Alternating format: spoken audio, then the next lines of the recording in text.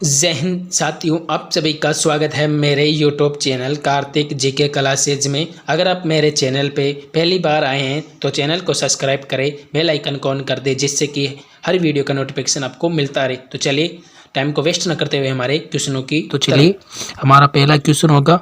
वैदिक सभ्यता के निर्माता थे द्रविड़ थे, आर्य थे, सुमेरियन थे या मंगोलाइट थे। तो वैदिक सभ्यता के निर्माता हमारे आर्य थे। तो चलिए चलते हमारे नेक्स्ट क्वेश्चन की तरफ और हमारा नेक्स्ट क्वेश्चन होगा। मध्य एशिया को आर्यों का मूल स्थान बताने वाले विद्वान थे Bal Gangadhar Tilak, Gordon Childe, Max Muller, Dayanand Saraswati. तो मध्य एशिया को आर्यों का मूल स्थान बताने वाले मैक्स मुलर थे। तो चलिए चलते हमारे अगले क्वेश्चन की तरफ। अगला क्वेश्चन होगा हमारा, वैदिक काल में व्यास नदी को किस नाम से जाना जाता था? परुष्णी, सदानीरा, वितस्ता, विपाशा। तो वैदिक काल में व्यास नदी को किस नाम से जाना जाता था? तो वो था विपाशा के नाम से जाना जाता था। तो चलिए चलते हमारे नेक्स्ट क्वेश्चन की तरफ। ऋग्वैदिक काल की सबसे महत्वपूर्ण नदी थी व्यास थी, सिंधु थी, सरस्वती थी, सतलज थी। तो ऋग्वैदिक काल की सबसे महत्वपूर्ण नदी सिंधु नदी थी। तो चलते हमारे नेक्स्ट क्वेश्चन की तरफ और नेक्स्ट क्वेश्चन होगा हमारा। अगर आपको ये वीडियो पसंद आ रहा है तो लाइक करें। तो ऋग्वैदिक काल में राज्य की सबसे छोटी इकाई थी परिवार थी, ग्राम थी, विष थी, जन थी। तो ऋग्वैदिक काल में राज्य की सबसे छोटी इकाई परिवार थी। तो चलिए चलते हमारे नेक्स्ट क्वेश्चन की तरफ और हमारा नेक्स्ट क्वेश्चन होगा। ऋग्वैदिक काल में विवाह की आयु होती थी 17-18 वर्ष, 16-17 वर्ष, 15-16 वर्ष, 18-19 वर्ष। तो ऋग्वैदिक काल में विवाह की आयु 16-17 वर्ष होती थी। तो चलिए चलते हमारे नेक्स्ट क्वेश्चन की तरफ और हमारा नेक्स्ट क्वेश्चन होगा। ऋग्वैदिक काल में कुछ कन्याएं जो अजीवन अविवाहित रहती थी इन्हें क्या कहा जाता था? सद्दो वधु, ब्रह्मवादिनी, अमाजु, विश्वरा। तो ऋग्वैदिक काल में कुछ कन्याएं जो अजीवन अविवाहित रहती थी उन्हें अमाजु के नाम से जाना जाता था। तो चलिए चलते हमारे नेक्स्ट क्वेश्चन की तरफ और नेक्स्ट क्वेश्चन होगा हमारा। ऋग्वैदिक काल में सबसे लोकप्रिय एवं प्रमुख देवता थे इंद्र थे, सूर्य थे, अग्नि थे, सोम थे। तो ऋग्वैदिक काल में सबसे लोकप्रिय एवं प्रमुख देवता इंद्र थे। तो चलिए चलते हमारे नेक्स्ट क्वेश्चन की तरफ और नेक्स्ट क्वेश्चन होगा हमारा। ऋग्वेद का नवा मंडल किस देवता को समर्पित है? सूर्य को, सोम को, वरुण को, रुद्र को। तो ऋग्वेद का नवा मंडल किस देवता को समर्पित है? तो वो है सोम देवता को समर्पित है। वीडियो पसंद आ रहा है तो जल्दी से जल्दी लाइक कर दें। चलिए चलते हमारे नेक्स्ट क्वेश्चन की तरफ और हमारा नेक्स्ट क्वेश्चन होगा। ऋग्वैदिक सभ्यता के लोगों द्वारा सर्वप्रथम किस धातु का उपयोग किया था? लोहे का, सोने का, तांबे का, जस्ते का। तो ऋग्वैदिक सभ्यता के लोगों द्वारा सर्वप्रथम तांबे धातु का उपयोग किया गया था। तो चलिए चलते हमारे नेक्स्ट क्वेश्चन की तरफ और हमारा नेक्स्ट क्वेश्चन होगा।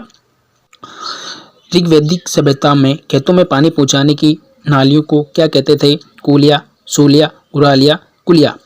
तो ऋग्वैदिक सभ्यता में खेतों में पानी पहुंचाने की नालियों को कूलिया के नाम से जाना जाता था। तो चलिए चलते हमारे नेक्स्ट क्वेश्चन की तरफ और नेक्स्ट क्वेश्चन होगा। उत्तर वैदिक काल में परिवार का मुखिया कहलाता था गृहपति, ग्रामीण, गणपति, यशपति। तो उत्तर वैदिक काल में परिवार का मुखिया कहलाता था गृहपति के नाम से जाना जाता था। तो चलिए चलते हमारे नेक्स्ट क्वेश्चन की तरफ और हमारा नेक्स्ट क्वेश्चन होगा। वेदों की रचना किसने की थी? वेद व्यास जी ने, अंगिरा ऋषि ने, विश्वामित्र ने, ऋषि वशिष्ठ ने। तो वेदों की रचना किसने की थी? तो वो की थी हमारे वेद व्यास जी ने की थी। तो चलिए चलते हमारे अगले क्वेश्चन की तरफ और अगला क्वेश्चन होगा। ऋग्वेद में गायत्री मंत्र का उल्लेख किस मंडल में मिलता है? 7वें मंडल में, तीसरे मंडल में, 5वें मंडल में, दूसरे मंडल में। तो ऋग्वेद में गायत्री मंत्र का उल्लेख हमें तीसरे मंडल में मिलता है। तो चलिए चलते हमारे नेक्स्ट क्वेश्चन की तरफ और हमारा नेक्स्ट क्वेश्चन होगा। किस वेद में वशीकरण, जादू टोना, भूत प्रेत आदि का उल्लेख किया गया था? सोमवेद, ऋग्वेद, अथर्ववेद, यजुर्वेद।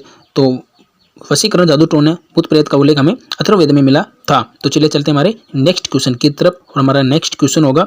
वैदिक सभ्यता का काल था 1000 से 700 ईसा पूर्व, 1500 से 700 ईसा पूर्व, 1500 से 1000 ईसा पूर्व, 1200 से 700 ईसा पूर्व। तो वैदिक सभ्यता का काल था 1500 से 700 ईसा पूर्व। तो चलिए चलते हमारे नेक्स्ट क्वेश्चन की तरफ और हमारा नेक्स्ट क्वेश्चन होगा। ऋग्वैदिक काल में विश्व के मुखिया को क्या कहा जाता था? कुलपति, राजन, ग्रामीण या विश्वपति।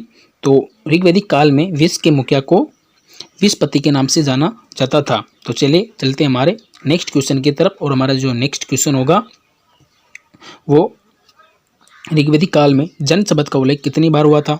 170 बार, 180 बार, 275 बार, 290 बार। तो ऋग्वेदिक काल में जन शब्द का उल्लेख हमें 275 बार मिलता है। तो चलिए चलते हैं हमारे नेक्स्ट क्वेश्चन की तरफ, और हमारा नेक्स्ट क्वेश्चन होगा, ऋग्वेदिक काल में गोचर भूमि के अधिकारी को किस नाम से जाना जाता था? बाजपति के नाम से, राजकरतार के नाम से, उग्र के नाम से, या सामपति के नाम से? तो ऋग्वेदिक काल में गोचर भूमि के अधिकारी को हम बाजपति के नाम से जाना जाता था। तो चलिए चलते हैं हमारे नेक्स्ट क्वेश्चन की तरफ, और नेक्स्ट क्वेश्चन होगा, समिति का अध्यक्ष ऋग्वेदिक काल में कहलाता था गोप, ईशान, रत्नी, पुरोहित। तो समिति का अध्यक्ष ऋग्वेदिक काल में कहलाता था ईशान के नाम से। तो चलिए चलते हैं हमारे नेक्स्ट क्वेश्चन की तरफ, और नेक्स्ट क्वेश्चन होगा, जो ऋग्वेदिक काल में शरीर के ऊपर ओढ़ने के वस्त्र को किस नाम से जाना जाता था? निवि, वास, परिधान, अधोवास। तो ऋग्वेदिक काल में शरीर के ऊपर ओढ़ने के वस्त्र को हम अधोवास के नाम से जाना जाता था। तो चलिए चलते हैं हमारे नेक्स्ट क्वेश्चन की तरफ, और नेक्स्ट क्वेश्चन होगा, जो सबसे प्राचीन वेद कौन सा है? ऋग्वेद है, सोमवेद है, यजुर्वेद है, या अथर्ववेद है? तो सबसे प्राचीन वेद कौन सा है? तो वो हमारा ऋग्वेद है। तो चलिए चलते हैं हमारे नेक्स्ट क्वेश्चन की तरफ, और नेक्स्ट क्वेश्चन होगा, जो वैदिक काल में प्रचलित 16 संस्कारों में कितने संस्कार शिक्षा से संबंधित थे? 5 थे, 3 थे, 4 थे, 6 थे? तो वैदिक काल में प्रचलित 16 संस्कारों में शिक्षा से संबंधित संस्कार 4 थे। तो चलिए चलते हैं हमारे नेक्स्ट क्वेश्चन की तरफ, और नेक्स्ट क्वेश्चन होगा, जो प्राचीन हिंदू विधि का लेखक किसे को कहा जाता है? विश्वामित्र को, वेदव्यास को, वशिष्ठ को, या मनु को? तो प्राचीन हिंदू विधि का लेखक मनु को कहते हैं। तो चलिए चलते हैं हमारे नेक्स्ट क्वेश्चन की तरफ, और नेक्स्ट क्वेश्चन होगा, जो बहुत इंपॉर्टेंट है। तो चलिए चलते हैं, राष्ट्रीय आदर्श वाक्य किस उपनिषद से लिया गया है? ईसा उपनिषद से, ऐत्रेय उपनिषद से, या मुंडुक उपनिषद से, या मांडुक्य उपनिषद से? तो राष्ट्रीय आदर्श वाक्य हमारा मुंडुक उपनिषद से लिया गया है। क्वेश्चन होगा, गौतम बुद्ध का वास्तविक नाम क्या था? ए राहुल था, बी सिद्धार्थ था, सी अशोक था, डी आनंद था? गौतम बुद्ध का वास्तविक नाम बी सिद्धार्थ था। तो चलिए चलते हमारे अगले क्वेश्चन की तरफ, और हमारा अगला क्वेश्चन होगा, महात्मा बुद्ध का जन्म कब हुआ था? ए 563 ईसा पूर्व में, बी 383 ईसा पूर्व में, सी 780 ईसा पूर्व में, डी 483 ईसा पूर्व में? तो महात्मा बुद्ध का जन्म 563 ईसा पूर्व में हुआ था। तो चलिए चलते हैं हमारे नेक्स्ट क्वेश्चन की तरफ। नेक्स्ट क्वेश्चन होगा हमारा, महात्मा बुद्ध का जन्म किस स्थान पर हुआ था? ए सारनाथ में, बी श्रावस्ती में, सी कुशीनगर में, डी लुम्बिनी में? तो महात्मा बुद्ध का जन्म डी लुम्बिनी में हुआ था। तो चलिए चलते हैं हमारे नेक्स्ट क्वेश्चन की तरफ। हमारे नेक्स्ट क्वेश्चन की तरफ चलने से पहले आप वीडियो को लाइक कर दें। तो चले, महात्मा बुद्ध के सांख्य दर्शन के गुरु कौन थे? ए चुंद लोहार, बी अलार कलाम, सी आनंद, और डी अशव घोष? तो महात्मा बुद्ध के सांख्य दर्शन के गुरु बी अलार कलाम थे। तो चलिए चलते हैं हमारे नेक्स्ट क्वेश्चन की तरफ, और हमारा नेक्स्ट क्वेश्चन होगा, बुद्ध धर्म में ज्ञान प्राप्ति की घटनाओं को क्या कहते हैं? ए संबोधि कहते हैं, बी धर्म चक्र परिवर्तन कहते हैं, सी महापरिनिर्वाण कहते हैं, डी महाविनिशीकरण कहते हैं? तो बौद्ध धर्म में ज्ञान की प्राप्ति की घटना को ए संबोधि कहते हैं। तो चले चलते हमारे नेक्स्ट क्वेश्चन की तरफ, और हमारा नेक्स्ट क्वेश्चन होगा, महात्मा बुद्ध ने अपना प्रथम उपदेश कहाँ दिए था? ए श्रावस्ती में, बी कुशीनगर में, सी सारनाथ में, डी लुम्बिनी में? तो महात्मा बुद्ध ने अपना प्रथम उपदेश सी सारनाथ में दिया था। तो चलिए चलते हमारे नेक्स्ट क्वेश्चन की तरफ, और हमारा नेक्स्ट क्वेश्चन होगा, महात्मा बुद्ध ने अपना प्रथम उपदेश किसको दिया था? ए कौंडिन्य को, बी उपाली को, सी आम्रपाली को, डी महाप्रजापति गौतमी को? तो महात्मा बुद्ध ने अपना प्रथम उपदेश ए कौंडिन्य को दिया था। तो चलिए चलते हमारे नेक्स्ट क्वेश्चन की तरफ, और हमारा नेक्स्ट क्वेश्चन जो होगा, महात्मा बुद्ध ने सर्वाधिक उपदेश कहाँ दिए थे? ए सारनाथ में, बी श्रावस्ती में, सी कुशीनगर में, डी लुम्बिनी में? महात्मा बुद्ध ने सर्वाधिक उपदेश बी श्रावस्ती में दिए थे। तो चलिए चलते हमारे नेक्स्ट क्वेश्चन की तरफ, और हमारा नेक्स्ट क्वेश्चन होगा, महात्मा बुद्ध की प्रथम वेश्या शिष्य कौन थी? ए उपाली थी, बी आम्रपाली थी, सी प्रजापति गौतमी थी, डी यशोधरा थी? महात्मा बुद्ध की प्रथम वेश्या शिष्य बी आम्रपाली थी। तो चलिए चलते हमारे नेक्स्ट क्वेश्चन की तरफ। और हमारा नेक्स्ट क्वेश्चन होगा, महात्मा बुद्ध ने अपना अंतिम उपदेश किस नगर में दिया था? ए सुबच्छ, बी सारनाथ, सी लुम्बिनी, डी श्रावस्ती। तो महात्मा बुद्ध ने अपना अंतिम उपदेश ए सुबच्छ में दिया था। तो चलिए चलते हैं हमारे अगले क्वेश्चन की तरफ। और हमारा अगला क्वेश्चन होगा, महात्मा बुद्ध का निर्माण कब हुआ था? ए 483 ईसा पूर्व में, बी 563 ईसा पूर्व में, सी 780 ईसा पूर्व में, डी 383 ईसा पूर्व में। तो महात्मा बुद्ध का निर्माण ए 483 ईसा पूर्व में हुआ था। तो चलिए चलते हमारे नेक्स्ट क्वेश्चन की तरफ। और हमारा नेक्स्ट क्वेश्चन होगा, अष्टांगिक मार्ग किस धर्म से संबंधित है? ए जैन धर्म से, बी इस्लाम धर्म से, सी बौद्ध धर्म से, डी पारसी धर्म से। अष्टांगिक मार्ग हमारा सी बौद्ध धर्म से संबंधित हैं। तो चलिए चलते हमारे अगले क्वेश्चन की तरफ। और हमारा अगला क्वेश्चन होगा, जातक के नाम से जाने जाने वाली काल्पनिक कथाएं किस धर्म से संबंधित हैं? ए बौद्ध धर्म से, बी पारसी धर्म से, सी ईसाई धर्म से, डी जैन धर्म से। जातक के नाम से जाने जाने वाली काल्पनिक कथाएं ए बौद्ध धर्म से संबंधित हैं। तो चलिए चलते हैं हमारे नेक्स्ट क्वेश्चन की तरफ। और हमारा नेक्स्ट क्वेश्चन होगा, सबसे बड़ा बौद्ध स्तूप किस स्थान पर स्थित है? ए भोपाल मध्य प्रदेश में, बी सांची मध्य प्रदेश में, सी राजगृह बिहार में, डी वैशाली बिहार में। तो सबसे बड़ा बौद्ध स्तूप बी सांची मध्य प्रदेश में स्थित है। तो चलिए चलते हमारे नेक्स्ट क्वेश्चन की तरफ। नेक्स्ट क्वेश्चन होगा, इच्छा अर्थात तृष्णा सब कष्टों का कारण है, इसका प्रचार करने वाला धर्म कौन सा है? ए जैन धर्म, बी इस्लाम धर्म, सी पारसी धर्म, डी बौद्ध धर्म। इच्छा अर्थात तृष्णा सब कष्टों का कारण है, इसका प्रचार करने वाला धर्म डी बौद्ध धर्म है। तो चलिए चलते हमारे नेक्स्ट क्वेश्चन की तरफ। और हमारा नेक्स्ट क्वेश्चन होगा, एशिया का ज्योतिपुंज के नाम से किसे जाना जाता है?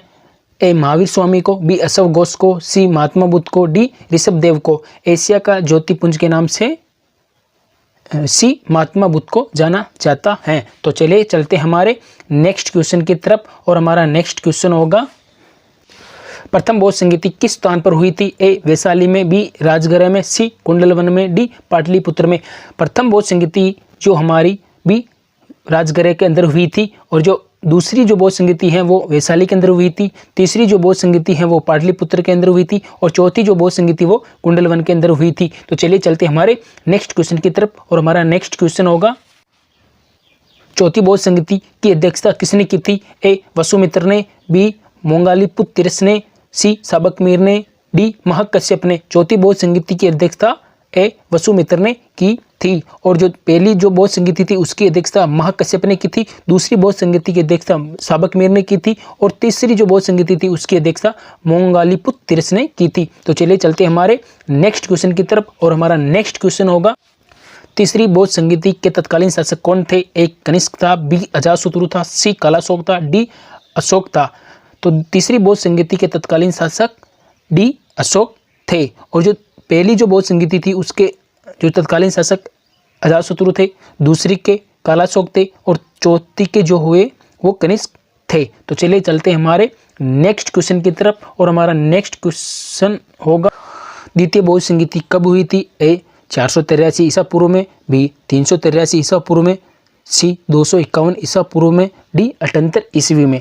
द्वितीय जो बौद्ध संगीति है वो हमारी बी 383 ईसा पूर्व में हुई थी, और जो हमारी पहली जो बौद्ध संगीति है 483 ईसा पूर्व में हुई थी, तीसरी जो बौद्ध संगीति है 251 ईसा पूर्व में हुई थी, और चौथी जो बौद्ध संगीति है वो 78 ईस्वी में हुई थी।